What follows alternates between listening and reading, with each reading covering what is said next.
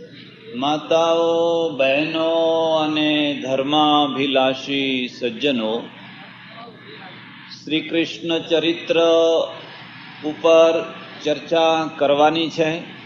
ભગવાન શ્રી કૃષ્ણનું લૌકિક અને અલૌકિક, આધ્યાત્મિક અને વ્યવહારિક જે સ્વરૂપ છે એનો વિચાર કરતા પહેલા ગઈકાલે જે ગ્રંથની અંદર ભગવાન શ્રી કૃષ્ણનું ચરિત્ર મુખ્યતઃ કહેવામાં આવ્યું છે એ ગ્રંથ શ્રીમદ ભાગવત વિશે કંઈક થોડી ચર્ચા કરવામાં આવી અને કેવી પરિસ્થિતિમાં શ્રીમદ ભાગવતની રચના કરવામાં આવી એ વાત ગઈકાલે કહેવામાં આવી. સમર્થ શ્રી વ્યાસ વૃદ્ધાવસ્થાએ પહોંચેલા હોવા છતાં પણ આટલા બધા ગ્રંથોનું નિર્માણ કર્યા પછી પણ એમને શાંતિ નથી મળી, અને શાંતિ નથી મળી એટલે જીવનની સંધ્યાકાળમાં, અસ્તવેળામાં એક પ્રકારને ખૂબ વિષાદમાં એ ડૂબેલા છે. એમનો વિષાદ, એમની અશાંતિ, એમની વ્યગ્રતાને દૂર કરવા માટે એક સંતે આવીને એમને રસ્તો બતાવ્યો કે જો શાંતિ જોઈતી હોય તો ભગવાનના ગુણગાન ગાઓ. એટલે શ્રીમદ ભાગવત છે એ ભક્તિ માર્ગનો ગ્રંથ છે. એમાં જ્ઞાન છે, કર્મ પણ છે, પણ મુખ્યતઃ એ ભક્તિ માર્ગનો ગ્રંથ છે. અને પછી શ્રી વ્યાસજી છે એ વ્યાસજીએ શ્રીમદ ભાગવતની રચના કરવાનો પ્રારંભ કર્યો. રચના કરવાના પ્રારંભને પણ સમજવા જેવો છે. કોઈ પણ ગ્રંથને સમજવો હોય તો એની ઉત્થાનિકા જોઈ જોઈએ. જો તમે એની ઉત્થાનિકા જુઓ, સમજો, તો તમે આખા ગ્રંથને બરાબર ન્યાય આપી શકો. તમે વચ્ચેથી વાંચવાનું શરૂ કરી દો તો કદાચ તમે એ ગ્રંથને અન્યાય કરી બેસો. અને એક નિયમ છે, તમે જ્યારે પણ કોઈને અન્યાય કરો છો તો એ સામેના માણસને અન્યાય તો પછી કરો છો, પહેલા તમારી જાતને અન્યાય કરો છો. અન્યાયીને જેટલો અન્યાય ભોગવવો પડે છે એટલો કોઈને નથી ભોગવવો પડતો હોતો. દુનિયાનો ઇતિહાસ જોઈ લીધો. ન્યાય આપનારને જેટલો ન્યાય મળે છે એટલો બીજા કોઈને નથી મળતો. પણ અન્યાયી છે, અન્યાયીને ખુદને અન્યાય ભોગવવો પડતો હોય છે. તમે તમારા ધંધામાં કોઈને અન્યાય કરો, યાદ રાખજો એ અન્યાયનું ચક્ર પાછું વળીને તમારા જ પગ કાપવાનું છે.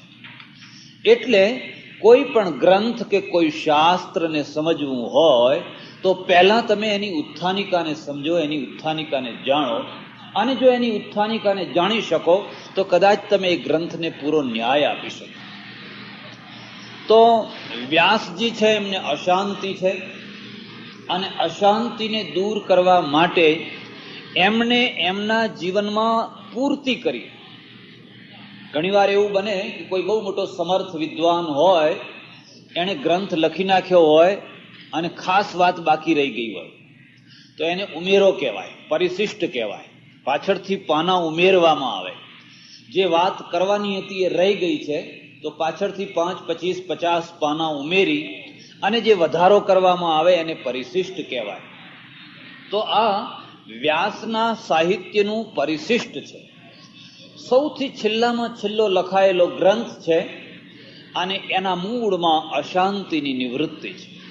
ધ્યાન દેજો, શાંતિના બે રૂપ છે. શાંતિ અને સુખ આ બે એક વસ્તુ નથી. આ વાતને ખૂબ સારી રીતે સમજી લેજો. પહેલા તો શાંતિના બે રૂપ છે. એક શાંતિ એવી જેને આપણે સ્મશાન શાંતિ કહીએ, જેને આપણે તમારા વ્યક્તિત્વના મૃત્યુમાંથી જન્મેલી શાંતિ એમ કહીએ. એક તો આવી શાંતિ છે, ભયના કારણે ચૂપ થઈ જાય. ઘણીવાર એવું બને કે ચારેય તરફ ભયનું વાતાવરણ હોય, લૂંટફાટ થતી હોય, પિસ્તોલના ધડાકા થતા હોય, અને બહુ બોલ કરનારા, ઘોંઘાટ કરનારા પણ ચૂપચાપ ડાયા ડમરા થઈને બેસી ગયા હોય, સંતાઈ ગયા હોય. તમે એમ કહો ચારેય તરફ શાંત વાતાવરણ છે, પણ એ શાંતિ કઈ શાંતિ છે? સ્મશાન શાંતિ છે. કઈ શાંતિ છે? સ્મશાન શાંતિ છે. જે ચૂપચાપ થયેલા છે એનું અંતર ચૂપ નથી. જે બોલતા નથી એનું અંતર બોલતું બંધ થયું નથી. એ વાણીથી નથી બોલતા. બાંગ્લાદેશમાં જ્યારે અત્યાચારો શરૂ થયા, હાહાકાર થયો, ત્યારે કેટલી સ્ત્રીઓએ પોતાના છોકરાના ગળા દબાવી દીધા. કારણ કે એ બૂમ પાડે એ રડે ખેતરોમાં સંતાયેલી સ્ત્રીઓ, એ રડે, એ બોલે તો એની બૂમના કારણે બહાર ઉભેલા પેલા સોલ્જરો છે, સિપાહીઓ છે, એમને ખબર પડે, અને એમને ખબર પડે તો એ છોકરું મળે, છોકરાની માએ મરે ને એની ઇજ્જતે જાય. એટલે કેટલીય સ્ત્રીઓએ પોતાના બાળકોના ગળા દબાવી દીધેલા. તો એ જે શાંતિ છે એ સ્મશાન શાંતિ છે. એ શાંતિ કઈ વ્યાસજીને જોઈતી, અને તમને પણ એવી શાંતિ તો જોઈતી નહીં, કે જોઈએ છે? કોઈને એવી શાંતિ જોઈતી નથી હોતી. મારા એક ઓળખીતા સજ્જન છે, પુરાણી છે, કથા પેલી બ્રાહ્મણ છે, સત્યનારાયણની કથા ને એવું બધું કરે, યજમાન વૃત્તિ, બહુ ભલો માણસ, વૃદ્ધ ડોસો, સજ્જન માણસ. અમદાવાદ ગયા, અને અમદાવાદમાં હુલ્લડ ચાલે, બહુ મોટું હુલ્લડ ફાટી નીકળેલું, તોફાન બહુ જબરજસ્ત. સરકારે પ્લેનમાં બધી મિલિટરી ઉતારેલી, એટલા જોરથી ફાટી નીકળેલું. અને આ મિલિટરી વાળા બધે ફર્યા કરે. બહાર નવરંગપુરામાં એક બંગલામાં કોઈના શેઠના ત્યાં ઉતરેલા. સવારના પહોરમાં પેલો મથુરા વાળો રૂમાલ આવે છે લાલ રંગનો, એ પહેરીને હાથમાં દાંતણ લઈ અને એ બંગલાના વરંડામાં આમ ફરતા ફરતા દાંતણ કરતા હતા. અને પેલી મિલિટરીનો ખટારો નીકળ્યો એટલે ફટ દઈને ઉભો રાખ્યો એટલે અમને કઈ ગઈ ડોસા અહીંયા આવે તો બે મિલિટરીના માણસો આવીને પકડીને, જેમ પેલી શકરટીટીને પકડીને ફેંકે એમ અંદર ફેંક્યા. પેલો કે ઉભારો પણ કોણ સાંભળે છે? અંદર જુએ તો એના જેવા બીજા કેટલાય પકડાયેલા છે, કોઈ વકીલ, કોઈ ડોક્ટર, કોઈ શેઠ, જે હાથમાં આવ્યો. મિલિટરી વાળાને શું હતું, લઈ લઈને પકડીને અંદર પૂર્યા બધાને. દાંતણ એમનું એમ, પેલો રૂમાલ પહેરેલો છે, અને ભય એવો ભયંકર છે. જ્યારે પણ માણસના ઉપર આ ભય આવી જાય, એનો વિવેક કામ ના કરે, એની બુદ્ધિ કામ ના કરે. પોચો માણસ ધ્રુજવા લાગે, થાર ધ્રુજવા લાગે. આ બધાને એક ગ્રાઉન્ડ ઉપર લઈ ગયા, પેલે રમત રમવાના ગ્રાઉન્ડ ઉપર, મિલિટરીનો બધા તંબુઓ, ત્યાં લઈ ગયા. 15, 20, 25 માણસ પકડેલા. કોઈ ડોસો, કોઈ હાર્ટ એટેક વાળો, કોઈ કઈ નિર્દોષ માણસો બિચારા, જે એમના વરંડામાં સવારે ઉઠીને કોઈ દાંતણ કરતા હોય, જે ખરા ગુનેગાર તો હાથમાં આવતા હશે, એ તો ક્યાંય છટકી ગયેલા હોય. બધાને લાઈનસર ઉભા રાખ્યા. પછી કઈ દોડો બધા દોડો. એટલે દોડવામાં વાર કરી એટલે માર કુંદો. ત્યાં તો કયો કાયદો હતો? માર્શલ લો. એટલે એક માણસ કહે મને હાર્ટ એટેક છે, હોને દો, મરને દો, જો કુછ હો દોડો. બધાને દોડાય. મને વાત કરે કે બાપજી હું તો નરક જોઈને આવ્યો, એમ કે છે, પણ ઉપર કઈક નરક હશે. પણ 12 કલાક 10 કલાક અમને કેદમાં રાખ્યા. એ 10 કલાકમાં જીવતું જાગતું પ્રત્યક્ષ નરક જોઈને હું આવ્યો. અમને બધાને દોડાયા. હવે કોઈને બરાબર દોડી ન શકાય, કોઈનો રૂમાલ છૂટે. એટલે મેં એક હાથે રૂમાલ પકડી રાખેલો, પેલો મારો રૂમાલ ભયના કારણે છૂટી જાય. મને કહે એ બુઢ્ઢા, દોનો હાથ છોડ દો. મેં કહ્યું મારો રૂમાલ છૂટી જાય, કે છૂટને દો, દોડો, મારે કુંદો એમ કે. અને દોડાવ્યા. પછી કે હવે સુઈ જાઓ બધા, હવે સુતા ગબડો એમ કે, આમ લેટો, આમ ગબડ થાવ. ગબડાયા પાછા, જે પાછળ રહી જાય એને મહાર કુંદો. 10 વાગ્યા સુધી દમ કાઢી નાખ્યો કે હે ભગવાન, આ કયા પાપ જાગ્યા. ત્યાં આજે આ બધું જેમ તેમ કરીને ભૂખ્યા ને તરસ્યા, ચાય નહીં પીધેલો. સાંજના 4 વાગે એક મેજિસ્ટ્રેટ પાસે ઉભા કર્યા. અમારા નસીબવરી સારા કે અમારામાં અમદાવાદનો એક બહુ મોટો વકીલ પકડાયેલો, એ બહુ મોટો જોરદાર વકીલ. એને થોડી બહસ કરી, હું વકીલ છું એમ કે, અમદાવાદનો મોટામાં મોટો. એટલે માર કુંદો કે તું તારા વકીલ તારા ઘરનો એમ કે, અહીં ક્યાં સિવિલ રાજ ચાલે છે, અત્યારે મિલિટરીનું રાજ છે. પેલા મેજિસ્ટ્રેટે આ વકીલને જોયો અને ઓળખીતા બધા આવ્યો કે સાહેબ આજ તો દુર્દશા થઈ ગઈ છે. 4 વાગે બધાને છોડ્યા. શાંતિ છે એ સાધનાનું લક્ષ્ય નથી. કોઈ જીવ આવી સ્મશાન શાંતિની અપેક્ષા નથી રાખતો. એક બીજી શાંતિ છે, અને જે બીજી શાંતિ છે એ સ્મશાન શાંતિ નથી, પણ વ્યસનના માધ્યમથી આવનારી શાંતિ છે. ધ્યાન દેજો. અતિશય ડૂબેલો, થાકેલો, હારેલો, બહુ બોધરેશનમાં આવેલો, કોઈ રસ્તો ના સૂઝતો હોય, કોઈ દિશા ના સૂઝતી હોય, પછી વ્યસન ઉપર ચડે. સારો માણસ હોય નહીં, સારો એ વ્યસન ઉપર ચડે. જે પરંપરાથી વ્યસની હોય એ તો હોય, જે પહેલેથી પડ્યા હોય એ તો પડે. પણ જેને તમે ભલો માણસ, સારો માણસ કહો, એને પણ જો કોઈ રસ્તો ન બતાવનાર હોય, એના ભારને હલકો કરી આપનાર કોઈ સાધન ન હોય, તો એ વ્યસન ઉપર ચડે.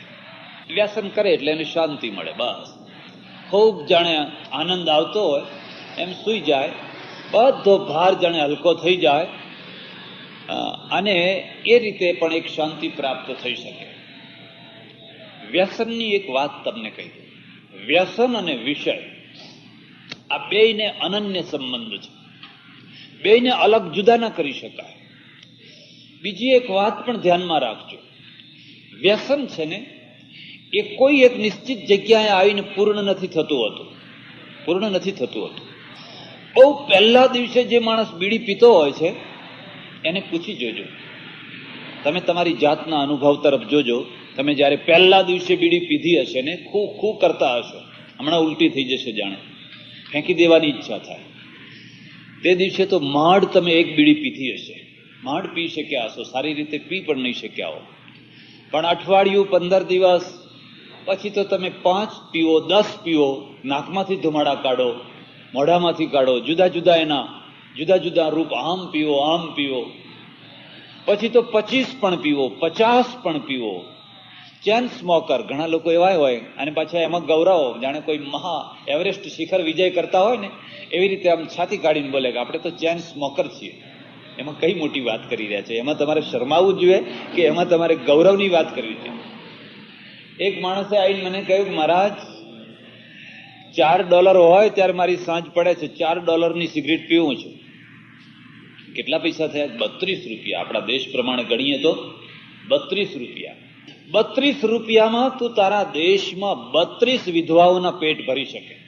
1 રૂપિયામાં દેશમાં દાળ ને રોટલો ખાઈ શકાય છે. 32 વિધવાઓના માટે તું ભગવાન થઈ શકે. 32 તારી આજુબાજુ રહેતા માણસોના તું પેટ ભરી શકે. તને ખબર નથી કે તું શું કરી રહ્યો છે. અને જ્યારે તું 32 માણસના પેટ ભરતો થાય એ વખતે તારો ચહેરો જુદો જ હશે, વગર ધુમાડે, વગર એ જે આનંદ હશે એ પરમાર્થનો આનંદ, એ કોઈ નિરાલો જ આનંદ હશે. મેં તો $4 વાત કરી. તમે જાણતા હશો કેટલાક લોકો તો એથી પણ વધારે ગમે તેમ ખર્ચી નાખતા હશે. એટલે વ્યસન છે. એ વ્યસનમાં એમ નથી હોતું કે હવે આટલે આવ્યા એટલે પૂર્ણ થયું, હવે આથી વધારે વ્યસન નહીં થાય. પ્રત્યેક વ્યસન થોડા દિવસ પછી જૂનું થઈ જાય છે. એની કેપેસિટી વધારવી જ પડે, એની તાકાત વધારવી જ પડે, એ ગોળીઓ વધારવી જ પડે, એ પ્યાલી વધારવી જ પડે, એ સિગરેટના સંખ્યા વધારવી જ પડે. વ્યસન અને વિષય આ બેયની એક ખાસિયત છે. સતત વધારો અથવા એમાં નવીનતા લાવો. કાં તો સતત વધાર્યા કરો, કાં તો એમાં નવીનતા લાવો. આ બેમાંથી એક પણ ના લાવો તો પછી આનંદ દેતું બંધ થઈ જાય, પછી આનંદ ના દઈ શકે. એટલે કાં તો એને સતત વધાર્યા કરો, હોમ્યા જ કરો, અથવા એમાં નવીનતા લાવ્યા કરો, કંઈક ને કંઈક નવીનતા. અને નવીનતા લાવીને કેટલી નવીનતા લાવશો. આજે તમે લાડુ જમો, સરસ મજાના લાડુ જમો, તમને બહુ ભાવશે, બહુ સારા લાગશે. પણ સતત 1 વર્ષ સુધી જો તમને લાડુ ખવડાવવામાં આવે તો લાડુ તમારા માટે ઝેર થઈ જશે, તમે કંટાળી જશો. 3જા, 4થા, 5મા, 7મા દિવસે તમારે એમાં નવીનતા લાવવી પડશે. આ વિષયની ખાસિયત છે, વિષયની ખાસિયત. જો એમાં નવીનતા, પછી શીરો કરો, પછી વેડમી કરો, પછી કંઈક બીજું કરો, કંઈક ત્રીજું કરો, કંઈક ચોથું કરો, તો બરાબર છે. ઘી, ખાંડ, ગોળ એનું એ છે, પણ નવીનતા. આ દેશોની શું દુર્દશા થઈ રહી છે તમને ખબર છે? આ દેશો એ નવીનતા લાવતા એ નવીનતાના પાછળ એટલા પાગલ થયા છે કે આજે બરબાદ થવા બેઠા છે. ઈશ્વરની કૃપા સમજો, પરમેશ્વરની કૃપા સમજો કે તમે હજુ એ રવાડે નથી ચડ્યા, અને એના કારણે તમે આ મોટેલો ઊભી કરી શક્યા છો. આ લોકોને નવાઈ લાગે છે કે અમે વર્ષોથી અહીં રહીએ છીએ ને ઘરનું ઘર નથી બાંધી શક્યા, અને આ બહારની પ્રજા આવીને આટલી પૈસાદાર કેમ થઈ ગઈ? કારણ કે એમાં દોષ નથી, એ દુર્ગુણી નથી. ધર્મના કારણે, સમાજના બંધનના કારણે એના દુર્ગુણોથી બચેલી છે, અને દુર્ગુણોથી બચેલી છે એટલે એની પાસે 2 પૈસા રહી શક્યા છે, એટલે 2 પૈસાને કેળવી શકે છે. બાકી એ કમાય એટલું તમે નથી કમાઈ શકતા, અને એનાથી ઓછું કમાઈને પણ તમે સારી રીતે જીવી શકો છો, કારણ કે તમારા ઉપર ધર્મનું નિયંત્રણ છે, સમાજનું નિયંત્રણ છે, મા બાપનું નિયંત્રણ છે, વડીલોનું નિયંત્રણ છે.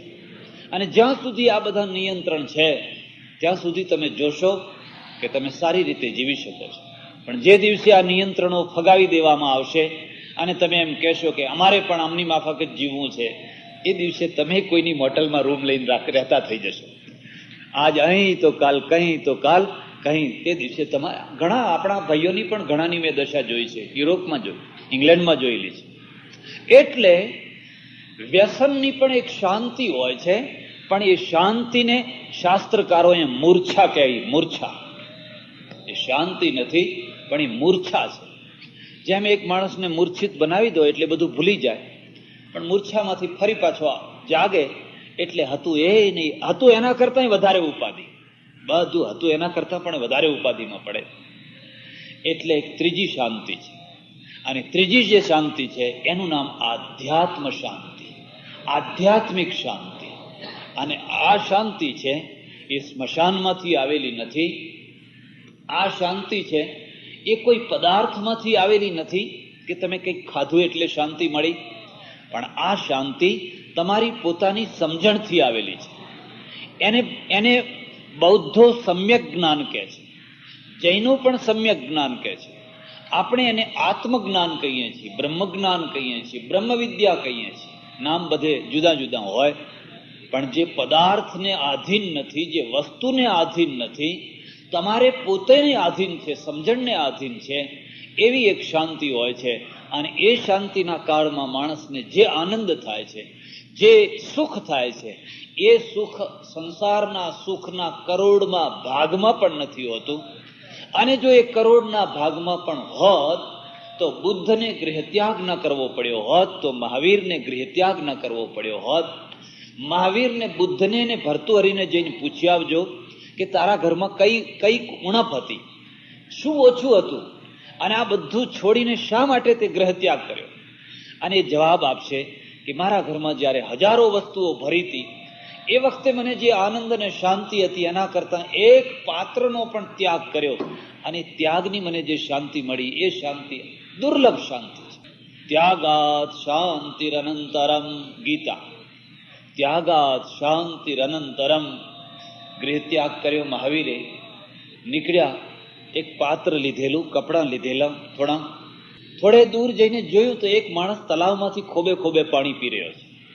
એને જોયું, ઓહો, પાત્ર વિના પણ પાણી પી શકાય છે, પાત્રની શું જરૂર છે? પાત્ર ફેંકી દીધું, કોઈને આપી દીધું. કપડાં પહેર્યા, હવે માત્ર એક જોડી કપડાં જ રહી ગયા છે, એક જ. કોઈ બ્રાહ્મણને ખબર પડી રાજાના દીકરાએ ગૃહત્યાગ કર્યો, પરિવ્રજ્યા લીધી છે, અને જ્યારે પરિવ્રજ્યા લેવામાં આવે તો યથાશક્તિ દાન આપવામાં આવે, પોતાની શક્તિ પ્રમાણે કંઈક હોય આપીને જાય. એ રહી ગયેલો એટલે એને આવી દૂર પહોંચી ગયેલા, એને કહ્યું, ઓહો, તમે બધાને આપ્યું ને હું તો રહી ગયો છું. પેલા એ કહ્યું કે હવે મારી પાસે કપડાં સિવાય કશું નથી, ચાલ પણ હવે તું આવ્યો છે, તને નિરાશ નહીં કાઢું, તને પાછો નહીં કાઢું. તુલસીદાસજીએ લખ્યું છે રામાયણમાં, મંગન જિનકે લહીન નાહી, તે નરબર થોડે જગમાહી. રામનું વર્ણન કરતા લખ્યું છે કે હે રામ, તે નર તુમ સમાન રઘુરાયા. આટલું જે કરે એ તમારા જેવા, તમારામાં ને એમાં કોઈ ભેદ નહીં. પરસ્ત્રી જે તમારી આંખ ના પ્રાપ્ત કરે, પરસ્ત્રી છે એ વિકારી આંખના કોઈ દિવસ દર્શન ન કરે. માગનારો આવે સાચો, અને જેના ઘરમાંથી ખાલી હાથે પાછો ન જાય, તે નરબર થોરે જગમાહી. એવા બહુ થોડા પુરુષો આ દુનિયામાં હશે. હે રામ, જો એવા પુરુષો આ દુનિયામાં કોઈ હોય, તે નર તુમ સમાન રઘુરાયા. હે રઘુરાય, એ તો તમારા જેવા જ છે. એ રામના દર્શન કરો કે એના દર્શન કરો, એ સરખા જ દર્શન છે. આવીને કહ્યું, પાછો ના જઈશ, પાછો ના જઈશ, ઉભો રહે. અને પોતાના વસ્ત્રને અડધું પહેરીને અડધું ફાડ્યું, અડધું ફાડીને આપી દીધું, લે લઈ જા, ચાલ હું અડધેથી ચલાવીશ. પેલો રાજી રાજી થઈ ગયો. રાજાના દીકરાના વસ્ત્ર, કિંમતી વસ્ત્ર, અડધું તો અડધું.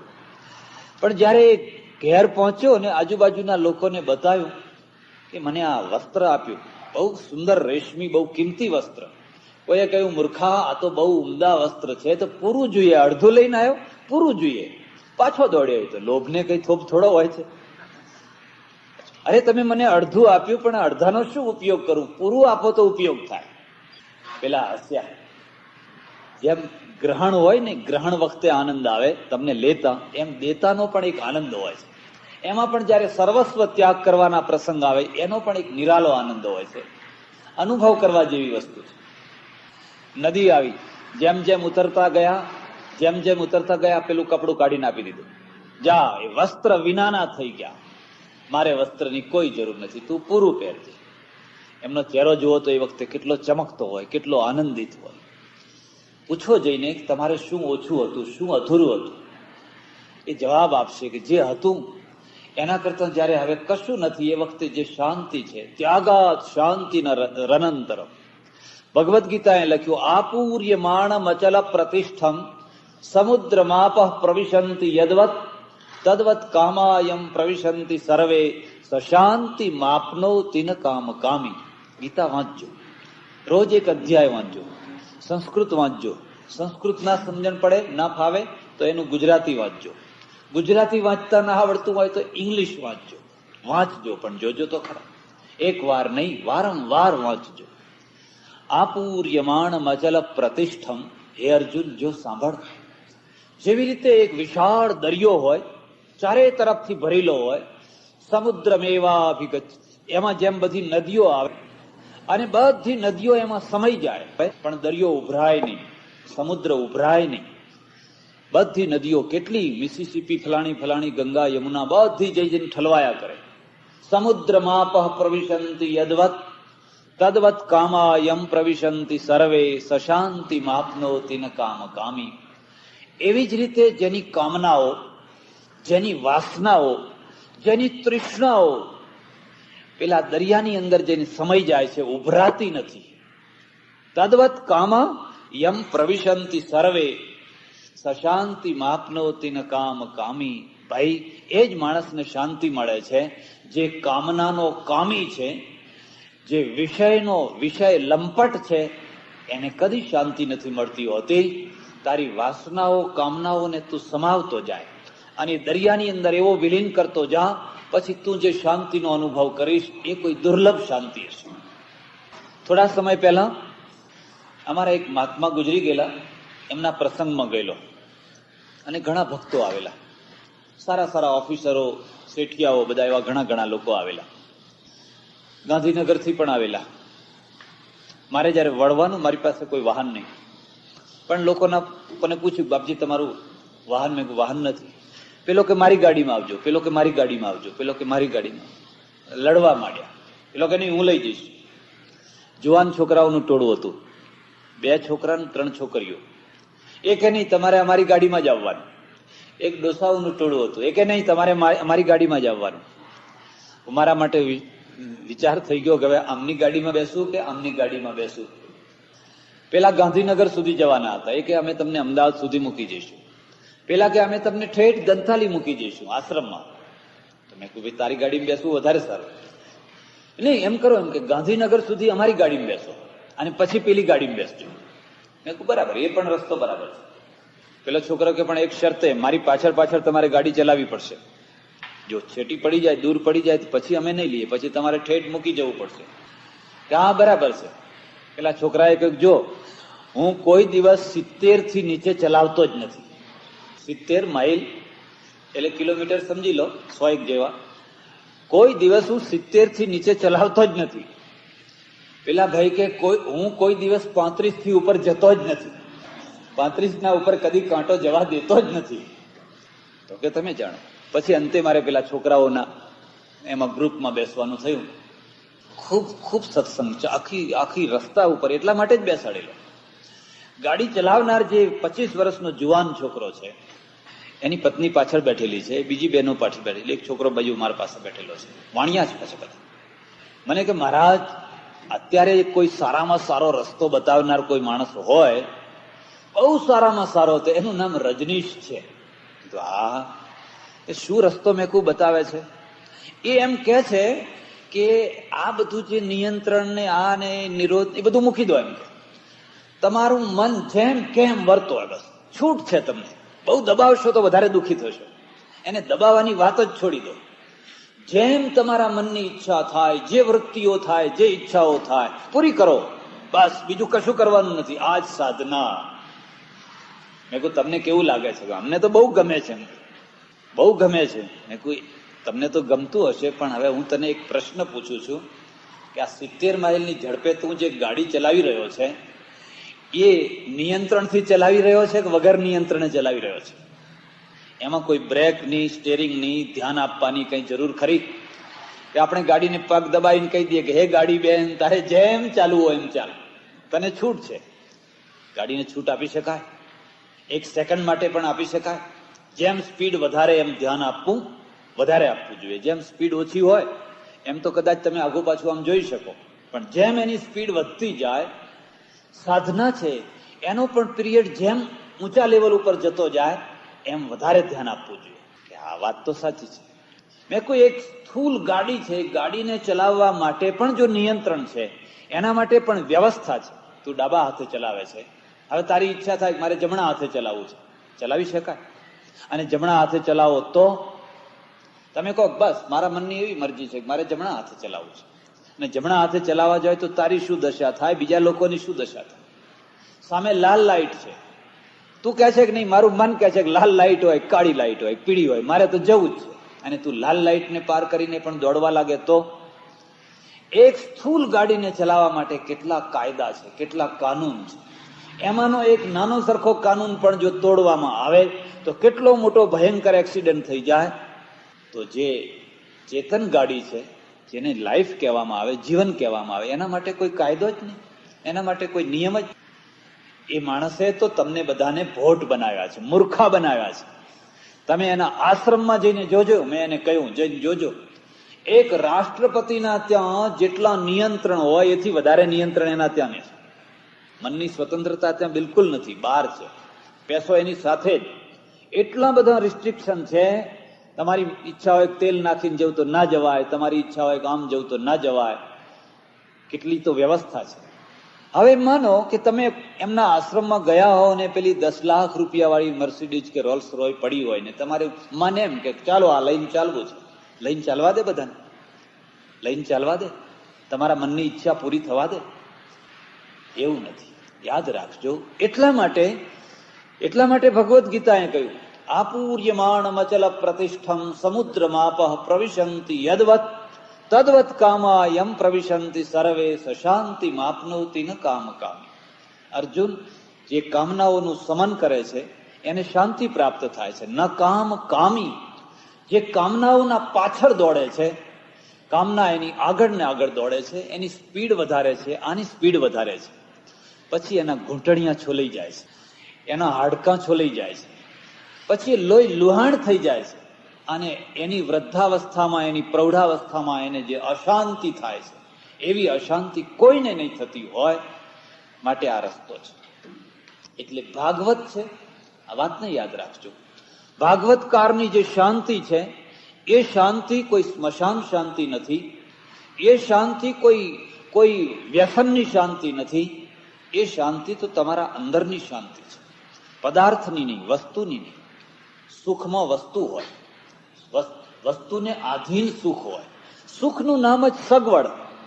સુખ એટલે સગવડ, અને સગવડ એટલે સુખ. દુઃખનું નામ જ અગવડ, અને સગવડ અને અગવડની વ્યાખ્યા સાપેક્ષ હોય છે. હોય છે કે નથી હોતી? મારા બાપના બાપ, તમારા બાપના બાપ દેશમાં એક સામાન્ય પથ્થરો કે આટલો નાનો પાટલો મૂકીને ઘરના આંગણે એક ડોલ ભરીને પાણી ભરીને નાતા. બાથરૂમ ના હોય ઘરમાં, બાથરૂમ ના હોય, ઘરના બહાર આંગણે એક પથરા જેવું પડ્યું હોય, એની બાજુમાં એક ડોલ મૂકે. તે બે કઈથી બહારથી પાણી લાવવાનું હોય એટલે વધારે પાણી ના હોય, એક ડોલ મૂકે, અને ડોલમાં પાણી લઈ અને 4 લોટા ઉપર નાખે. પછી એમને ત્યાં હેંગર ઉપર 4-5 ટુવાલ બધા ટીંગાડી રાખેલા છે. એ ધોતિયાના છેડો અડધો બહાર કાઢીને એને પલાળીને એને નીચોઈ અને એનાથી શરીર લૂખી નાખવાનું. અને એ સરસ મગા ભગવાનનું નામ લેતા લેતા શ્રી રામ જય રામ બોલતા બોલતા એ નહીં લે બેસે. અને હવે તમે અહીં કેવા બાથરૂમ ઉભા કર્યા છે. હું તો ઘણી વાર લોકોના ત્યાં જોઉં, જાત જાતના લોકોના ત્યાં રહેવાનું થાય પ્રદેશમાં. એટલી શિષ્યો બધી જાત જાતની હોય, રંગબેરંગી. એમ થાય કે આ બધું શું અહીં મૂક્યું હશે. જાત જાતની 20, 25, 50 શિષ્યો બધી મૂકી દીધી હોય. એક બહુ મોટા માણસના ત્યાં ઉતરેલો, મને કે મહારાજ 15 દિવસ થયા તમે મારા ત્યાં ઉતર્યા છો, નથી સાબુને અડતા, નથી કોઈ શીશીને અડતા, જરાક કંઈક એનો ઉપયોગ કરતા હોય તો. મેં કહું કઈ જરૂર જ નથી દેખાતી, એમને એમ સારી રીતે નવાય છે. નહીં એમ કે જરા મજા આવે. અરે મેં કહું એમને મજા આવે છે, પેલી મજા આવતી હશે પણ મને તો એમને જ નાવા મજા આવે છે. અને મને એક વાર બહુ જરા મુશ્કેલ થઈ ગયેલી, હું કશું સમજુ નહીં, ગામડાનો માણસ, એટલે દેશમાં દાંતણ કરું, અહીં તો દાંતણ મળે નહીં, એ દાંતણ લાવેલો નહીં. પછી પેલી ટ્યુબો બધી પડેલી, તેમાંથી ડરતા એક ટ્યુબ લઈ હાથમાં લઈને આમ આંગળી ઉપર મૂકીને આમ કર્યું. પછી ખબર પડી કે આ તો પેલી હજામતની ટ્યુબ આવી ગઈ છે. આ ટ્યુબ તો દાંતની નથી પણ આ હજામત વાળી આવી ગઈ છે. તો હું તો એવો ડરું છું એવી. અને મને કઈ એવું નથી લાગતું કે આ બધું ના ચોપડવાથી કઈ વાંધો આવતો હોય.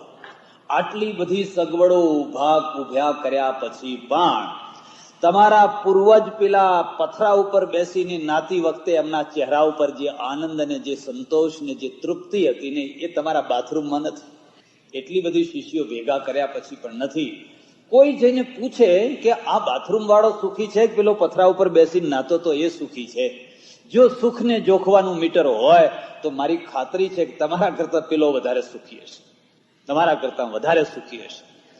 એટલે સુખનો અર્થ શું છે? સગવડ છે. અને સગવડનું કદી પૂર્ણ વિરામ નથી હોતો. કોઈ દિવસ સગવડો પૂરી થતી જોઈ છે કે હવે સગવડો પૂરી થઈ ગઈ એટલે રામાયણમાં એનું ઉદાહરણ દાખલો મૂક્યો. પેલી જે સુરસા છે ને, લંકા જતા વચ્ચે આવે છે ને, હનુમાનજીને ગળી જનારી સુરસા, એ સગવડ છે, બીજું કોઈ નથી. જો એનો આધ્યાત્મિક અર્થ કરવો હોય તો રસા, સુરસા, જેમાં તમને ખૂબ રસ આયા કરે, નવો રસ આયા કરે, એનું મોઢું પોરું થયા જ કરે, મોઢું વધ્યા જ કરે, મોઢું વધ્યા જ કરે. એટલું મોઢું વધે કે કોઈ માણસ એમાં ખતમ જ થઈ જાય. સગવડો લાવો, આ લાવો, આ લાવો, આ લાવો. અરે કેટલો ઢગલો કર્યો, ઠીક છે, એક હદ સુધી બરાબર છે, પણ પછી પેલી સોનાની લંકામાં કોણ પ્રવેશ કરી શકે?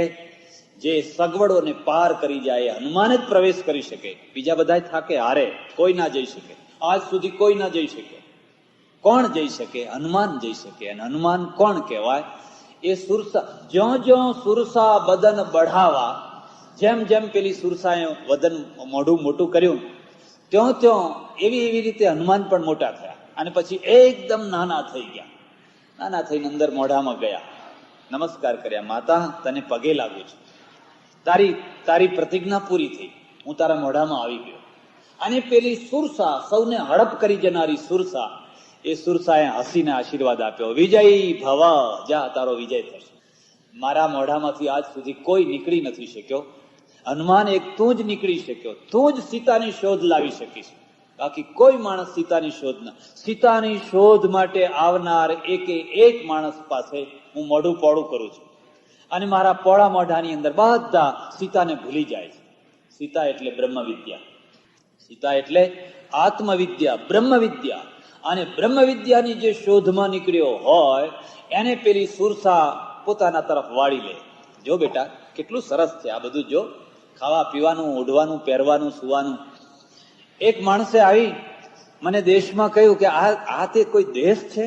મેં કહ્યું હશે ભાઈ, હવે ઘણા દેશોમાં આ એક દેશ છે. કોઈ સગવડ જ નહીં, એમ કે કોઈ જાતની સગવડ નહીં. હા, મને કે અમારે અમેરિકામાં તો કેટલી સગવડો, એમ કે તો હશે ભાઈ. અમેરિકા છે અને ભારત એ ભારત છે. કેટલી સગવડો? અને કે શું સગવડો?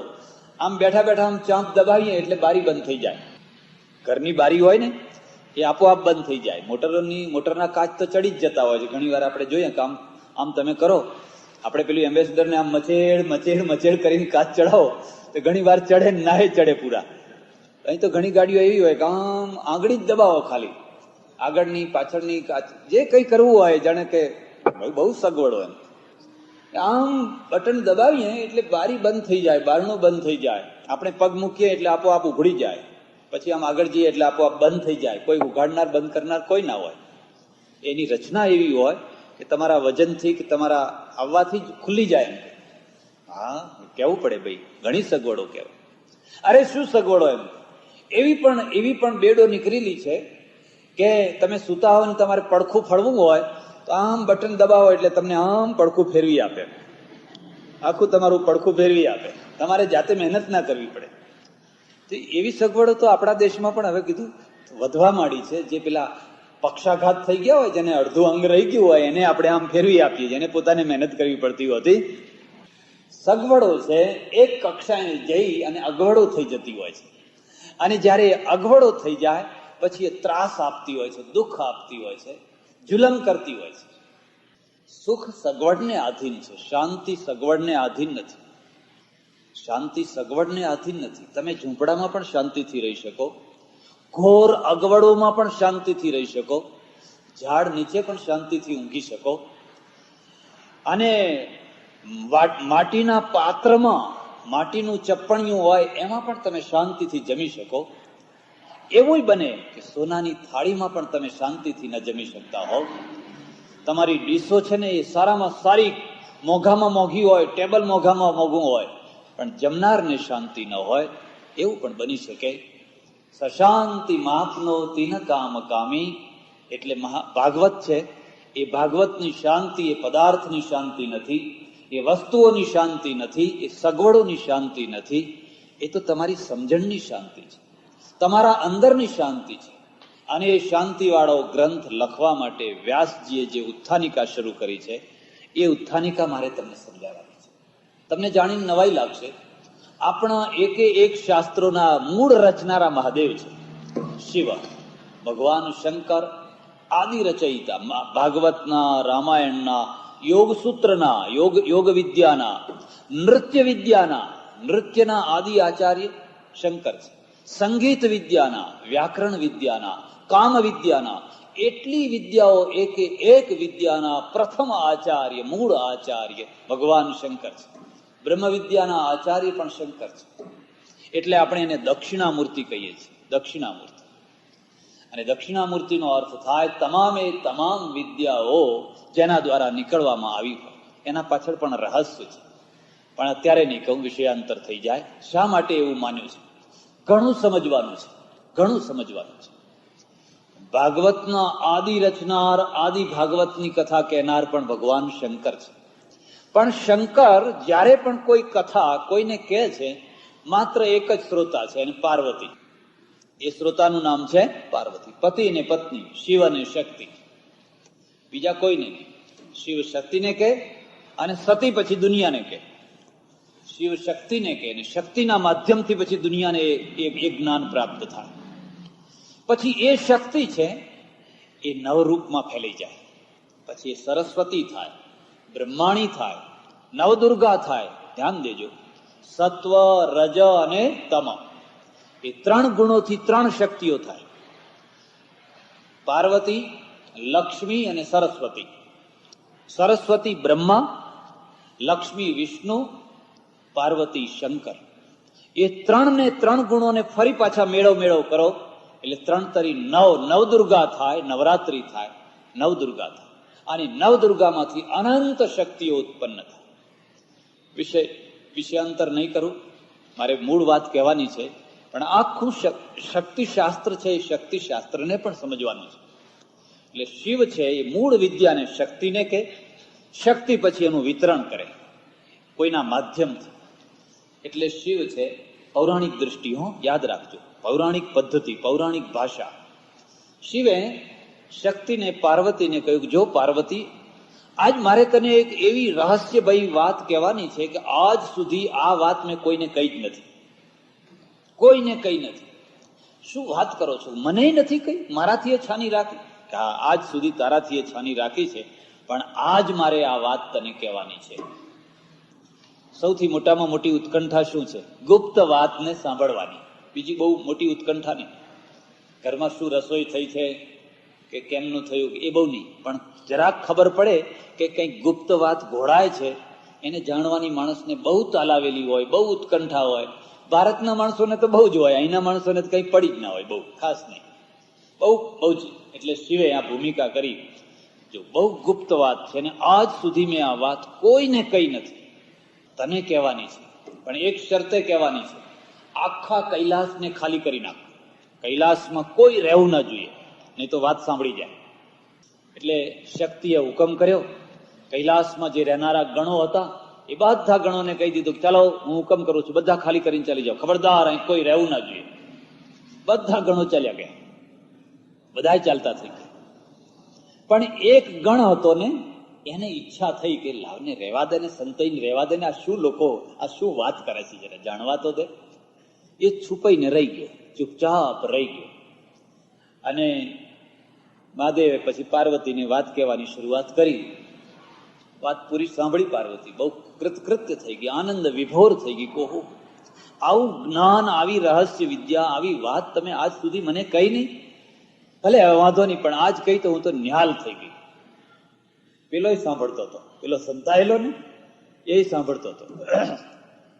પછી પેલા પાર્વતીએ હુકમ કર્યો કે હવે બધા આવી શકો છો, કૈલાસમાં આવીને રહી શકો. રહેવા લાગ્યા. પેલી સાંભળેલી વાત, અધૂરા માણસે સાંભળેલી વાત, પાત્ર વિનાના માણસે સાંભળેલી વાત એનાથી હજમ ના થઈ. એ અકળાવા લાગ્યો રાત્રે કે હવે શું કરવું.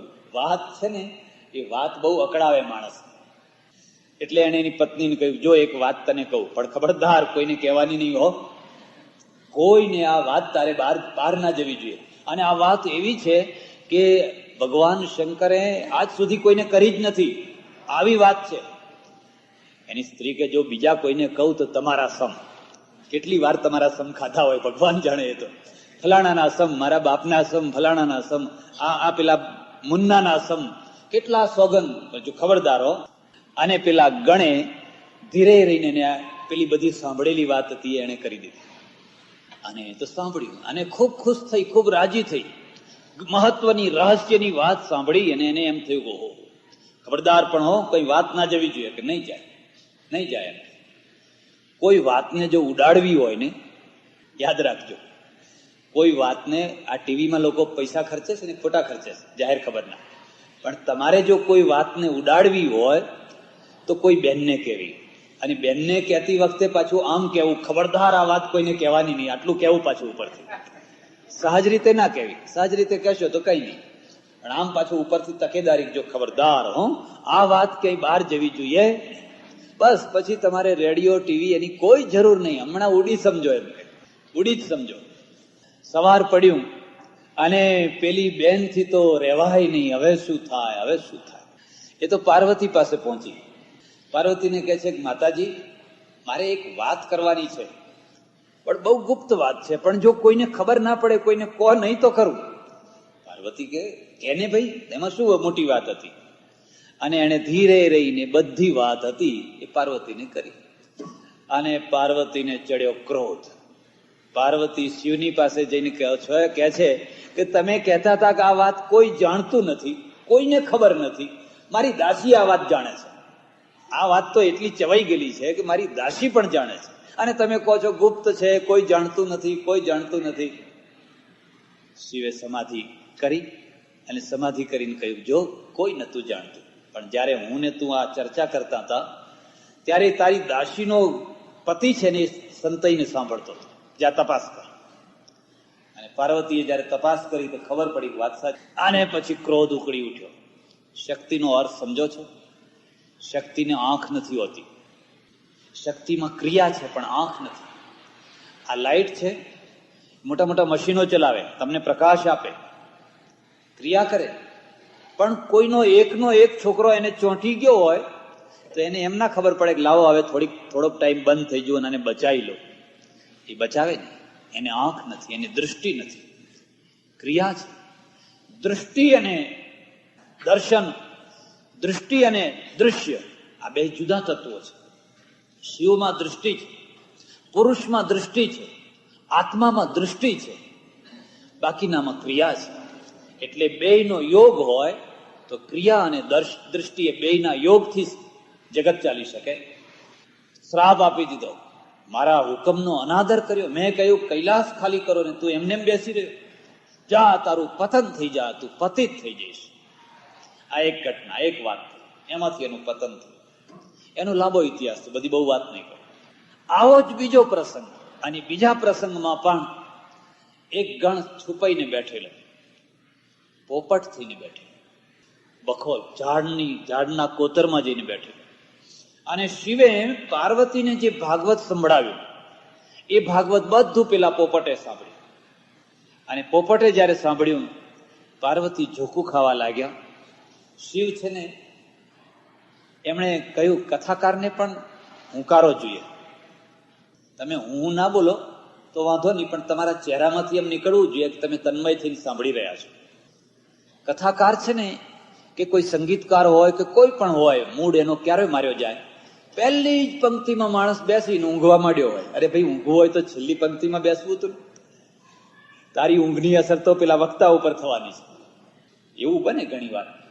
માણસને બધા સરખી લાયકાત ના હોય, એટલે પણ સરખી લાયકાત ના હોય એટલે પહેલી જ પંક્તિમાં આવે ને પછી આમ ઝોકા ખાવા લાગે. એટલે પેલો વક્તા એના સામે જોવે એટલે એને ઊંઘ ચડવા લાગે, એનો મૂડ માર્યો જાય.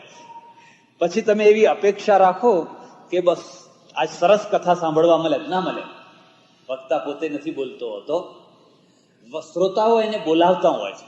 શ્રોતાઓના તરફથી જો પ્રોત્સાહન મળે તો વક્તા બોલે, અને શ્રોતાઓના તરફથી જો એને પ્રોત્સાહન ના, કોઈની સભા બગાડવી હોય, કોઈ સંગીત પાર્ટીને બગાડવી હોય, બગાડશો નહીં ભલા થઈને, પણ બગાડવી હોય તો હું તમને એનો રસ્તો બતાવું છું.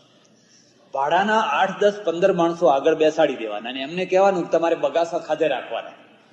થોડીક વાર થાય એટલે આમ બગાસા ખાધે રાખવાના. પેલી પાર્ટી મરી જવાની. એ એમ કે છે કે ભાઈ ડબલ પૈસા લો પણ ઘેર જાઓ, ભલા થાવ તમને, રિફંડ પાછું લો પણ તમારા ઘેર જાઓ. એટલે શિવ છે ને કથા કરતા હતા. અર્થ સમજ્યા? એનો અર્થ સમજાવ્યો તો આગળના દિવસોમાં ધ્યાન રાખજો પાછા. તો શિવે જોયું પાર્વતી ઊંઘી રહી છે, એને ઝોકું આવી ગયું છે, અને એટલે કથા બંધ કરી દેવી પડે. પેલા પોપટે હુંકારો આપ્યો, હરી થવા દો એમ. તું કોણ એમ કે, અને પતન જા ગુપ્ત રીતથી તું અહીં બેસીને સાંભળી રહ્યો છે. પોપટે કહ્યું, કશો વાંધો નહીં, હવે મારું પતન થશે, પણ જે વિદ્યા મેં પ્રાપ્ત કરી છે, જે તત્વ મને પ્રાપ્ત થયું છે, એટલું બધું દુર્લભ છે કે હું મનુષ્ય લોકમાં જઈને પણ કૃતકૃત્ય થઈ જઈશ. એ પોપટનું નામ શુકદેવ થયું. શુક એટલે પોપટ. શુકનો અર્થ થાય છે શુક મુખાદ ગલિતમ. એ પોપટના મુખમાંથી પડેલું આ જે ભાગ, પીવત ભાગવતમ રસમાલય. હે ભાઈઓ, આ ભાગવતનો રસ પેલા પોપટના મોઢામાંથી નીકળેલો છે, એને હવે પીવો અને એવું અમૃતપાન કરો કે તમે કૃતકૃત્ય થઈ જાઓ. એટલે શુકદેવ છે, એ શુકદેવનું માધ્યમ થયું.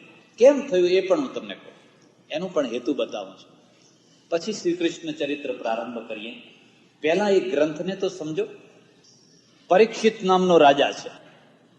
પરીક્ષિત નામનો રાજા છે. જુઓ, મહાભારતનું યુદ્ધ થઈ ચુક્યું છે. યુધિષ્ઠિરને બધા રાજબાજ છોડીને ચાલ્યા ગયા, પરીક્ષિતને રાજ સોંપી દીધું છે. અને આ પરીક્ષિત કોણ છે? અભિમન્યુનો પુત્ર. અભિમન્યુનો પુત્ર એટલે અર્જુનનો પુત્ર અભિમન્યુ ને અભિમન્યુના પુત્ર છે એ છે. એટલે મહાભારત યુદ્ધને ખાસો સમય વ્યતીત થઈ ગયો છે. કૃષ્ણનો સમય પણ વ્યતીત થઈ ગયો છે. એ પરીક્ષિત છે ને, એ પરીક્ષિત રાજા શિકાર કરવા નીકળેલો છે. શિકાર કરતા કરતા તરસ્યો થયો છે. પરસેવે રેપ ઝેપ થઈ ગયેલો છે. તરસ્યો થઈ ગયો છે. વ્યગ્ર વ્યાકુળ થઈને આવી રહ્યો છે. કલયુગ, સાક્ષાત કલયુગ સામે મળ્યો. કલયુગને મારવા તૈયાર થયો. મારા રાજ્યમાં કલયુગ ના જોઈએ, મારા રાજ્યમાં સતયુગ જોઈએ. એટલે કલયુગે હાથ જોડ્યા, મને મારશો. મારામાં ઘણા દોષો છે, પણ મારામાં ઘણા ગુણો પણ છે. કોઈ પણ વસ્તુ નિતાંત એક પક્ષીય સદગુણી નથી હોતી, અને કોઈ પણ વસ્તુ નિતાંત એક પક્ષીય દુર્ગુણી નથી હોતી. સર્પનું ઝેર, હળાહળ ઝેર, એનામાં ગમે એટલા દોષો હોય પણ એમાં એક મોટામાં મોટો સદગુણ પણ છે. એમાંથી બહુ મોટી સારી દવા બને છે. પૂછી જોજો કોઈ ડોક્ટર. દરેક વસ્તુમાં ગુણ અને દોષનું પાસું. સારામાં સારો દેખાતો માણસ પણ એના કોઈ એક પડખામાં કોઈ એક દુર્ગુણને લઈને બેઠો જ હોય છે. અને ભયંકરમાં ભયંકર દુર્ગુણી દેખાતો માણસ પણ એના એકાદ ભાગમાં તો કંઈક સદગુણ લઈને બેઠેલો જ હોય છે. કોઈ પૂર્ણ સદગુણી નથી હોતો અને કોઈ પૂર્ણ દુર્ગુણી નથી હોતો. તુલસીદાસજીને લખવું પડ્યું, આ તો સંસાર છે, એમાં સદગુણ અને દુર્ગુણનું મિશ્રણ થયું એટલે એનું નામ સંસાર પડ્યું. પૂર્ણ સદગુણી તો માત્ર પરમેશ્વર છે, એના સિવાય કોઈ નથી. ભયંકરમાં ભયંકર દુર્ગુણી માણસમાં પણ કંઈક સદગુણો હોતા હોય છે. એટલે કલયુગે કહ્યું મને મારશો નહીં, મારામાં ઘણા દોષો છે પણ મારામાં ઘણા ગુણ પણ છે, અને મારા ગુણોને જો લોકો અનુકરણ કરશે તો જે ચીજ એ સતયુગમાં નથી પ્રાપ્ત કરી શક્યા કે શકતા એ મારા યુગમાં પ્રાપ્ત કરશે. બહુ મોટા તપ નહીં કરવા પડે, બહુ મોટા યજ્ઞ નહીં કરવા પડે, બહુ મોટા કર્મકાંડો નહીં કરવા પડે. મારા સમયમાં માત્ર પરમેશ્વરનું નામ લેશે એટલા માત્રથી એમનો ઉદ્ધાર થશે. કલિકર એક પુનીત પ્રભાવા પ્રતાપા માનસ પુણ્ય હોહિ નહીં પાપા, એનો ઉદ્ધાર થશે. અને મારે બધે નથી રહેવું, મને 3 જગ્યાઓ આપો રહેવાની, બસ 3 જગ્યાઓ. બાકીની તમારી મોટેલ ભલે ભલે ખાલી પડી હોય, મને 3 જગ્યાએ રહેવા દો. કઈ જગ્યાએ? એક તો મને સોનામાં રહેવા દો, સોનામાં. બીજું મને સ્ત્રીમાં રહેવા દો. ત્રીજું મને જુગારમાં રહેવા દો. બસ આ 3 જગ્યાઓ, મારે બીજી કોઈ જગ્યા, બીજું બધું એમને રહેવા દો. પેલા પરીક્ષિતે વિચાર કર્યો કે આ તો બહુ નાની જગ્યાઓ છે, આટલી જગ્યામાં ભલે રહેતો હોય તો રહે. અમારે સંસ્કૃતમાં એને ભિક્ષુપાદ પ્રસારિણી ન્યાય કહેવાય છે. આ વસ્તુને સમજો, વ્યવહારમાં પણ સમજવા. ભિક્ષુપાદ પ્રસારિણી ન્યાય. આપણે ગુજરાતીમાં કહીએ કે આંગળી પકડે પછી પોચું પકડે અને પછી બધું જ પકડે. પહેલા શરૂઆત અહીંથી કરવાની, કઈ નહીં, આટલે ખાલી બસ મારી થેલી અહીં મૂકી રાખીશ, મારે બીજું કઈ નથી જોઈતું, આટલે અહીં મારી આ ખૂંટી ઉપર થેલી પડી રહેશે. અને પછી ખૂંટી ઉપર થેલી મૂકતા મૂકતા મૂકતા પછી તમારા આખા ઘર ઉપર કબજો કરી લે. પરીક્ષિતે કહ્યું ભલે તારી ઈચ્છા હોય તો તું 3માં રહે, તને રહેવાની છૂટ છે. એને સોનાનો મુગટ પહેરેલો. કોણે? પરીક્ષિતે. એટલે પેલો કલયુગ હતો ને, ઝડપ દઈને કૂદકો મારીને મુગટમાં બેસી ગયો, એના મુગટમાં. અને મુગટમાં બેઠો એની સાથે જ બુદ્ધિ બદલાણી, વૃત્તિઓ બદલાણી. અનુભવ કરજો જીવનનો, કેવી રીતે તમારી વૃત્તિઓ બદલાય છે, વિચારો કેવી રીતે બદલાય છે, જોજો તમે. પેલા પરીક્ષિતની વૃત્તિઓ બદલાણી, વિચારો બદલાઈ ગયા. તર્શનો માર્યો, એક ઋષિના આશ્રમમાં આવ્યો, પાણી પાણી પાણી, વિવેક મૂકીને આવ્યો, કારણ કે સોનામાં કલયુગ બેઠો છે ને કલયુગે એની વૃત્તિઓ ફેરવી નાખી છે. પહેલા એ રાજા એમ સમજતો કે મારા અહો ભાગ્ય કે મારા રાજ્યમાં આવા સંત સાધુ ઋષિ મુનિ કોઈ રહેતા હોય, એ જપ તપ વ્રત કરતા, મારાથી તો કશું થતું નથી. પણ મારા રાજ્યમાં કોઈ 5-25 સારા માણસો રહેતા હોય તો પણ મારા રાજ્યનો ઉદ્ધાર થાય. તમારાથી કશું ન થતું હોય તો કોઈ વાંધો નહીં. બને ઘણીવાર એવો માણસ ધંધામાં અટવાયેલો હોય કે કશું ના કરી શકતો હોય, પણ તમારા ઘરમાં કોઈ એકાદ માણસ કંઈક કરતું હોય તો એને કરવા દેજો, એને વિઘ્ન ના નાખશો, એને વિક્ષેપ ના કરશો. ઘણી વાર તો લોકો એવા દુષ્ટ હોય કે પોતે તો કશું કરે નહીં, પણ પોતાના ઘરમાં કોઈ એકાદ માણસ જેમ તેમ થોડું ઘણું પણ કંઈક કરતું હોય તો એને અટકાવે, એને રોકે. એક બેને આવીને મને કહ્યું, બાપજી ગમે એમ કરીને મારા ઘરવાળાને જરા સમજાવો ને. શું? મને જરા મહાદેવ દર્શન કરવા જવા દે. કથામાં આવે છે કે ના, કથામાં તો એક કોદાળો પગ જ ના મૂકે ને, એમ કે મંદિર મહાદેવ દેવ દર્શન. હવે પગ જ ના મૂકે તો હું એને ક્યાં સમજાવવા જાઉં? એ કોઈ વાર આવે તો એને કંઈક સમજણ પડે કે તારે ના કરવું હોય તો કઈ નહીં, પણ કોઈ કરતું હોય અને તારા ઘરને હાનિ ના થતી હોય, વાંધો ના આવતો હોય તો એની શ્રદ્ધાને તું શા માટે અટકાવે છે? એક ટાઈમ એવો આવશે કે એકના પુણ્ય આખું ઘર તરશે. એકના પુણ્ય, તમે બધા છેલ્લા પાટલે બેસી ચૂક્યા હશો, તમે તો કઈનું કઈ ચિતરીને બેઠા હશો, પણ આખા ઘરમાં કોઈ એક, એ રાજાની બુદ્ધિ બગડી છે, મનમાં વિકૃતિ થઈ છે. બસ મારા રાજ્યમાં બધા રહે છે, હું એમના આશ્રમમાં આવું ને મારું માન નહીં, સન્માન નહીં, મને આવકાર નહીં.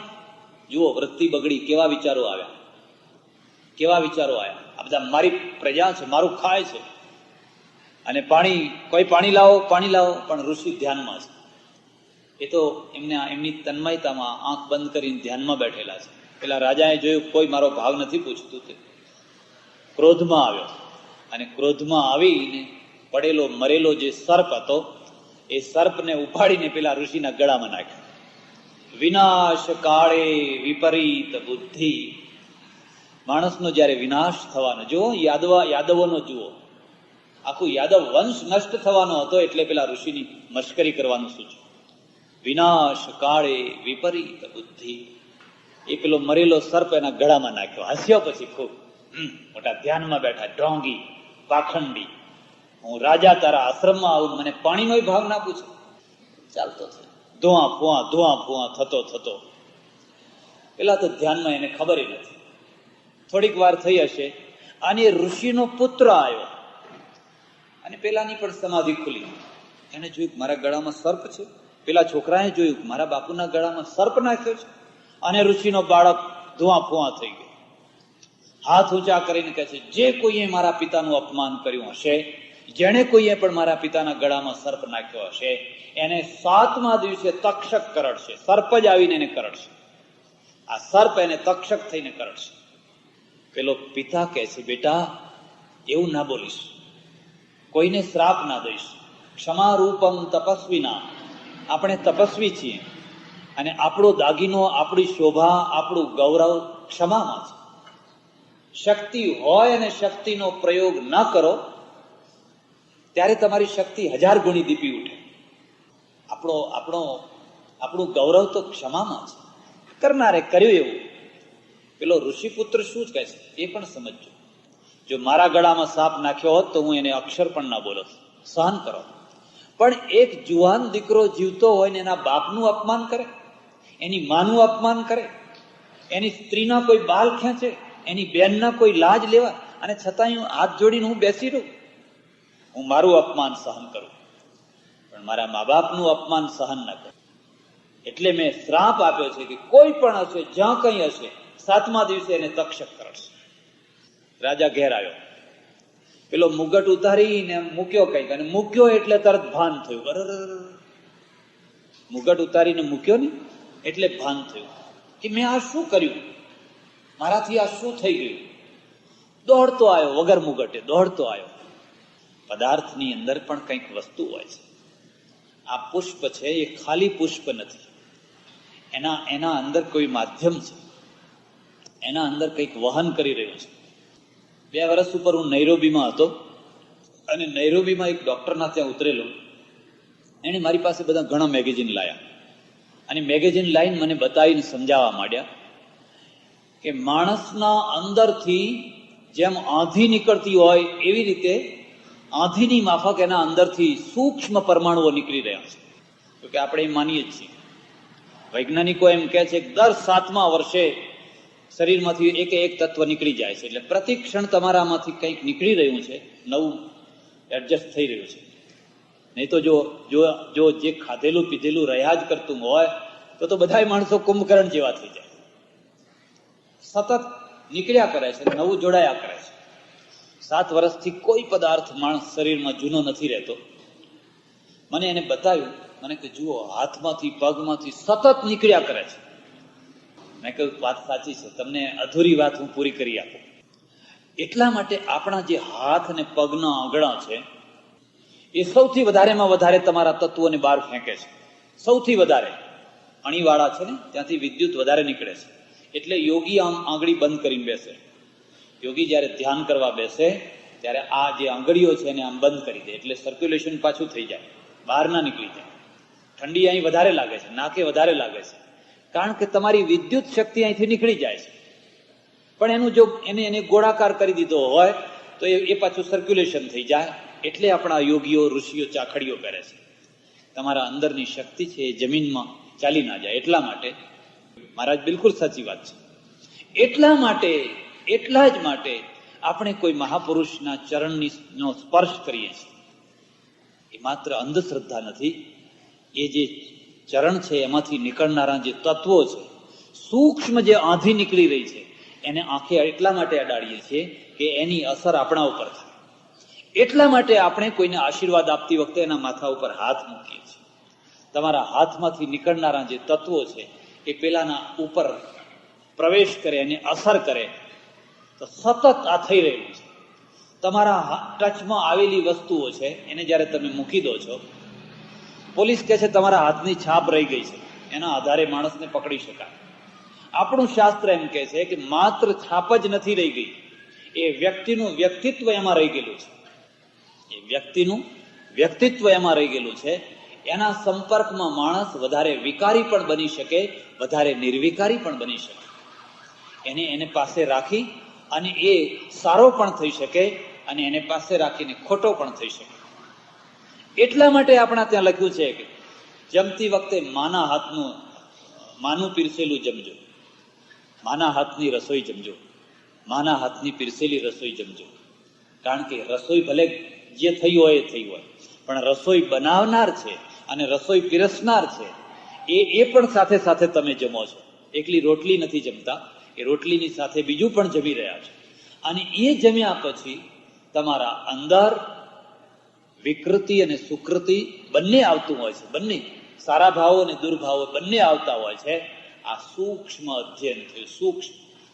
જેને પણ ટ્રાય કરવી હોય કરી જોજો, અનુભવ કરવો હોય કરી જોજો. એક સ્થૂલ જગતની સાથે એક સૂક્ષ્મ જગત પણ ચાલી રહ્યું છે. પેલા એ મુગટ નીચે મૂક્યો, એની સાથે જ દુર્વૃત્તિઓ દૂર થઈ. પેલો કલયુગ જે મુગટમાં બેઠો હતો એ પણ રહ્યો, અને એને તરત જ ભાન થયું કે મેં આ શું કર્યું, મારાથી આ શું થઈ ગયું. દોડતો આવે છે અને આવીને ઋષિના ચરણોમાં પડી જાય છે. મારાથી બહુ મોટો પાપ થઈ ગયું, બહુ મોટો અનર્થ થઈ ગયો. પેલા ઋષિ કે છે, ભાઈ અનર્થ તો થઈ ગયો, પણ મારા દીકરાએ તને શ્રાપ આપી દીધો છે અને શ્રાપને હું પાછો નહીં વાળી શકું, શ્રાપનું હું નિવારણ નહીં કરી શકું. પેલા દીકરાએ કહ્યું, હા મારાથી શ્રાપ અપાઈ ગયો છે, તે મારા પિતાનું અપમાન કર્યું, 7મા દિવસે તને તક્ષક કરડશે. 7મા દિવસે. ઓહો, એમ કે મારું જીવન હવે 6 દિવસનું જ રહી ગયું, 7મા દિવસે હાર્ટ ફેલ થઈ જ જવાનું છે. એને કોઈ નહીં મીન મેક નહીં કરી શકે, કોઈ મિથ્યા નહીં કરી શકે. માત્ર 7 જ દિવસ. પણ એ 7 દિવસ છે એને જો તારે ઉદ્ધારમાં વાપરવા હોય, એ 7 દિવસ નહીં તો તું હરિદ્વાર જા, ગંગા કિનારે જા અને ત્યાં જઈને ભાગવતનું શ્રવણ કર. જો ભાગવતનું શ્રવણ કરીશ તો આ 7 દિવસ જે તારા માટે મૃત્યુના દિવસો છે એ મૃત્યુના નહીં, પણ એ તારા માટે અમૃતના દિવસો થઈ જશે. અને એટલે એ રીતે તારું નિવારણ થશે. પરીક્ષિત ઘેર આવ્યો. એટલે ગીતા અને ભાગવત આ બેયમાં એક પાયાનો ભેદ છે, સમજી લેજો. બંને શાસ્ત્રો છે, પણ બેયના એક પાયાના ભેદને સમજી. ગીતા જીજીવિષુનો ગ્રંથ છે, ભાગવત મુમૂર્ષુનો ગ્રંથ છે. નહીં, શબ્દ સમજમાં નહીં આવ્યો. અહીં તો સરળ ગુજરાતીએ સમજમાં નથી આવતી, પછી આવી અઘરા શબ્દો તો ક્યાંથી સમજમાં આવે. જીજીવિષુ એટલે જે જીવવા માંગે છે, જે જીવિત રહેવા માંગે છે, જેને ઘણું કામ કરવાનું છે, એને જીજીવિષુ કહેવાય.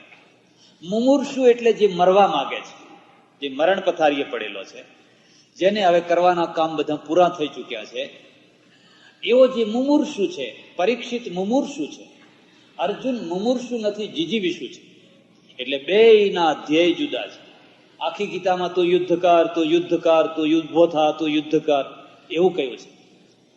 ભાગવતમાં પરીક્ષિતને એમ નથી કહ્યું તું પાછો જાન, તારું રાજ સંભાળ, તારું રાજપાટ ચલાવ. ભાગવતમાં એમ નથી કહ્યું, કારણ કે પાત્રો બદલી ગયા. પાત્રો બદલાઈ જાય એટલે શાસ્ત્ર બદલાઈ જાય, એટલે ઉપદેશ બદલાઈ જાય. અને પછી તમે એમ કહો ભાગવતમાં આમ લખ્યું છે ને ગીતામાં આમ લખ્યું છે. નહીં, એનો સંદર્ભ જુઓ, કયું પાત્ર સામે છે. એટલા માટે ભાગવત નિવૃત્તિનો ગ્રંથ છે, ગીતા પ્રવૃત્તિનો ગ્રંથ છે, અને પ્રવૃત્તિમાં નિવૃત્તિ બતાવે છે. ત્યારે ભાગવત કહે છે બસ બરાબર, હવે તને કઈ કામ નથી કરવું. આખી જિંદગી ઘણું કામ કર્યું, આખી જિંદગી ઘણું કામ કર્યું, કામ કરી કરીને તારા હાડકા તૂટી ગયા, કોઈ દિવસ શાંતિ ન મળી, સુખ ન મળ્યું. જેના માટે કામ કર્યું એ લોકોએ જ તને વધારે ઝેર આપ્યું, વધારે ઝેર પીવડાયું. હવે આ 6 દિવસ તો શાંતિ ના કાઢી. ઉપસ્થિતે કાય હરે કૃતાંતે કિમાશુ કાર્યમ સુધિયા પ્રયત્નાત વાક્કાય ચિત્તે મુરારી પાદમ ભુજ સેવનંચ. પૂછો પ્રશ્ન. જ્યારે યમરાજ ઉપસ્થિત થાય ત્યારે ડાયા માણસે શું કરવું? યમરાજ ના હોય ત્યારે વાંધો નહીં, પણ એમ લાગે કે હવે આપણે 2-5 દિવસથી વધારે કાઢી શકવાના નથી, એવું લાગે ઘણી વાર. કેટલાક માણસોને એવી ખબર પણ પડી જાય કે હવે કાઢ્યા એટલા દિવસો કાઢવાના નથી, હવે 2-5-10 દિવસ નીકળે તો નીકળે. આવા ટાઈમે કિમાશુ કાર્યમ સુધિયા પ્રયત્ન. ડાયા માણસે શું કામ કરવું જોઈએ? ડાયા માણસોએ ઉઘરાણી પતાવી લેવી જોઈએ. જેની પાસે ઉઘરાણી હોય બાકી બધાને ફરીને કહી દેવું જોઈએ ભાઈ આપી દો, હવે હું જવાનો છું. જવાના તો છો, પણ આ ઉઘરાણી લઈને જશો કઈ મૂકીને જશો? કે આ ઉઘરાણી લઈને જવાના છો? હું લઈને જવું કે ના જવું, પણ મારી ઉઘરાણી પતી જવી જોઈએ.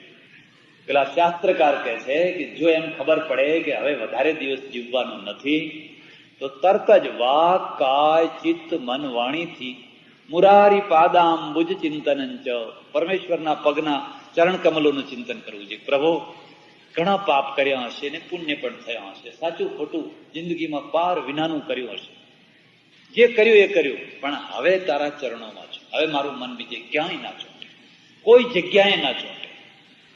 એટલે અમારે સંતોના વાંગમયમાં એક દોહરો છે, મરનો ભલો વિદેશ કો જહાન અપનો કોઈ માટી ખાય જનાવરા મહાસુમંગલ હોય. મરનો ભલો વિદેશ કો. લોકો તો પહેલેથી કે તાર કર્યા, પેલા છોકરાને બોલાયો, પેલી બેબીને બોલાવી, ફલાણાને બોલાયો. પેલો કહે છે કે મરનો ભલો વિદેશ કો જહાન અપનો કોઈ. તમારું કોઈ ના હોય, તમારી આજુબાજુ કોઈ ઉભું. કૃષ્ણને જોજો, કૃષ્ણ ચરિત્રમાં કહીશું, કૃષ્ણ ચરિત્રમાં જોજો તમે. પણ તમારા શરીરના અગ્નિ સંસ્કાર કોણ કરશે? પાછળની વિધિઓ કોણ કરશે? એની કશી વિધિ નથી કરવી. માટી ખાય જનાવરા, વાઘ વરુ જે રહેતા હોય ભલે ખાતા હોય, એમને બિચારાને દિવાળી થાય. આ શરીર છે એ કોઈના પેટમાં જતું હોય તેનાથી વધારે શું આનંદ હતો? મહાસુમંગલ હોય એથી વધારે શું બીજો આનંદ હોય કે મારા શરીરને ખાઈને કોઈનું પેટ ભરાય, કોઈ તૃષ્ણા, કોઈ ઈચ્છા, કશું બાકી નથી રહેતું. આ પણ એક સ્થિતિ છે. એક એ પણ સ્થિતિ છે કે માણસ છેવટની ઘડી સુધી એનું બધું બાકી જ રહી ગયેલું હોય છે. એટલે ભાગવત ગ્રંથ છે એ મુમૂર્ષુનો ગ્રંથ છે. અને એક વ્યક્તિ કોઈને કોઈ ટાઈમે તો મુમૂર્ષુ હોય છે ને હોય છે. મારો પણ મુમૂર્ષુનો ટાઈમ આવશે, તમારો પણ મુમૂર્ષુનો ટાઈમ આવશે. ખબર નથી, આવી ગયો હોય તો કોણ જાણે. આગળના 6 દિવસની કોઈ ગેરંટી છે ખરી? આગળના 7 દિવસની કોઈ ગેરંટી છે ખરી કે વાંધો આવે એવું નથી? કોઈ ગેરંટી નથી. એટલે ભાગવત ગ્રંથ એ મુમૂર્ષુનો ગ્રંથ છે. પરીક્ષિતે તરત જ રાજ વ્યવસ્થા સોંપી, બધું કરીને સીધા હરદ્વાર ગંગા કિનારે પહોંચ્યા. અને ગંગા કિનારે જઈ અને બેઠા તો ઋષિઓને ખબર પડી કે પરીક્ષિત ગંગા કિનારે આવ્યા છે. 88,000 ઋષિઓ ભેગા થવા લાગ્યા, કોઈ આમથી, કોઈ આમથી, કોઈ આમથી, કોઈ આમથી. અને આવી પરિસ્થિતિમાં શુકદેવ પોતે જાતે વગર આમંત્રણે, વગર નિમંત્રણે હાજર થયા. તમારી ભાવના ચોખ્ખી હોય, શુદ્ધ હોય, તમને સારો માણસ જ મળે. ભાવના ખરાબ હોય, જેવાને તેવો મળે. આ ખાસ અનુભવ તમને કહું છું. સારું કામ કરો કે ગમે તેવું કરો, ભાવના ચોખ્ખી હોય તો તમને સારો જ માણસ મળે. પણ તમે દાવ પેચ રમતા હો તો તમને દાવ પેચ રમનારો જ મળે. એ તેમની સામે એવો ને એવો જ માણસ મળે. કંપાલામાં હું હતો, કંપાલામાં 1970-71માં. ત્યાંના સેક્રેટરીએ મને કહ્યું, મહારાજ અમારે તો બહુ ઉપાધિ આવી છે કે અરે હવે રાજીનામું આપવું કે શું કરવું કે શું ના કરવું. કેમ, શું ઉપાધિ આવી છે? એક મહારાજ આવ્યા હતા, એમની ભાગવત સપ્તાહ કરાઈ હતી. પછી એમ કે પૈસાનો ઝઘડો પડ્યો છે, એમ કે પૈસાનો લોચો પડ્યો છે. શું લોચો પડ્યો છે? કે એવી વાત કરી હતી કે જે આવક થાય એમાંથી 60% તમારી ને 40% અમારી, એવી શરત કરી હતી. પછી કે આવક તો વધારે થઈ ગઈ, એમ કે ધાર્યા કરતા ઘણી મોટી આવક થઈ. પછી અમારા બધા સેક્રેટરી બધા એમ કે છે, બીજા બધા પ્રમુખ ની બધા એમ કે છે કે આટલા બધા કઈ પૈસા મહારાજને ના અપાય. એ 60% વાત કરી હતી, પણ આપણે તો આટલા જ અપાય. મેં તો પછી પેલા મહારાજ એમ કે છે કે મને મારા 60% મળવા જ જોઈએ.